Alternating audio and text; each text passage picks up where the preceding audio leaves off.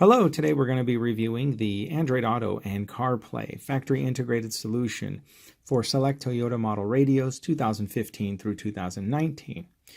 The kit comes fully equipped with all of the necessary parts to complete the installation. The installation is total plug and play that does not deviate from any factory wiring. There is no splicing or loose connectivity, and the unit installs relatively quickly because of this.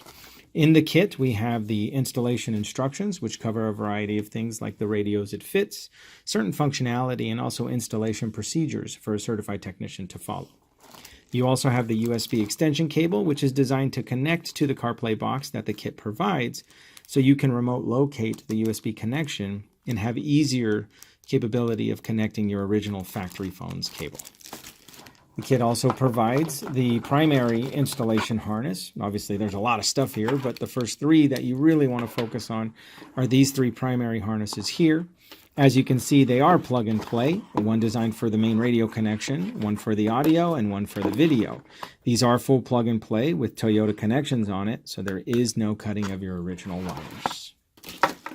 You also have two additional cables in here. You have a audio cable that is designed to carry the audio sound system through the CarPlay system through your factory audio, as well as an HDMI cable, which is designed to connect the two primary modules together that the kit includes, one of which is your video and touch command interface module. This module is designed to take over the touch commands as well as patch the video feed directly into your factory radio.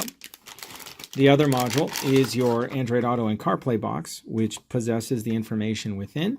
So once you connect either your Android phone or your Apple phone, you'll have the full user interface on the factory display. Finally, you have the microphone, which can be used for a variety of different functions, one of which is hands-free capability, but also designed to be utilized with Siri or Google Voice if you want to give it active voice commands. And we're going to proceed over to the radio. And what we've done here is we've installed a system already on a benchtop simulator. As you can see, it's a quick throw together, so I apologize for the presentation. We added an external speaker so you can get a live demonstration and actually hear some audio. We simply taped the microphone to the top of the radio for the sake of demonstration purposes. This is a 2017 Toyota Tacoma radio that we've taken and added the system to. As you can see from the benchtop simulation, the installation is relatively quick. It really only possesses the primary harness and these other cables, and everything is connected within each other. So we're going to go ahead and proceed to connecting our phone. Now we've used a white USB extension cable here for the purpose of demonstration. Now, prior to activating your CarPlay or Android Auto experience, you will need to switch the audio mode of your factory radio from whatever the selection it is to aux. And the purpose of that is to direct the audio from the CarPlay Android Auto kit directly through your factory sound system. Once we've connected the phone, you're going to see, I'm going to reconnect the phone just so you can see this.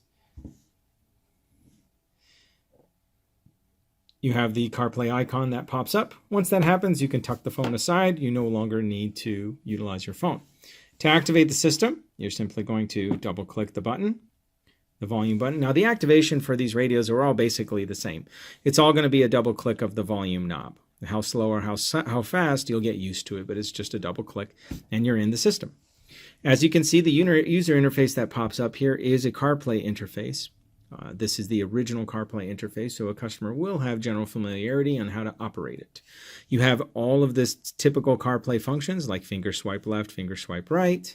We're going to go ahead and enter into some of these apps. For example, we'll enter into Waze. Simply click on the app loads, your mapping begins, and as you can see, it has located us immediately. As long as the GPS is active on your phone, the map will find you right away. Now this button down here has multiple functions, one of which is your back button to exit you out of your app function. It is also your button to activate Siri. If you push and hold it, Siri wakes up and Siri looks for your commands. Next, we're going to go into some other files like music, for example. Let's go ahead and go into some music. There's no files of music on here, so let's go to a different one, iHeartRadio. iHeartRadio has a variety of different choices that you can choose from depending on what you've loaded into your system. We'll go ahead and open up the first one. And as you can see, the demonstration is live.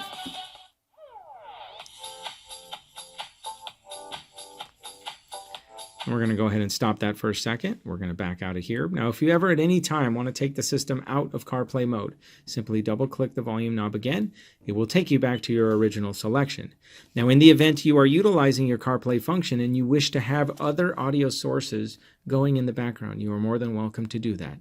Simply do not connect the aux and push whatever other of the sources you want to select from. Understand that you will not have CarPlay or Android Auto sound going through your factory sound system. If you have any further questions, please feel free to contact us for further information. Thank you very much.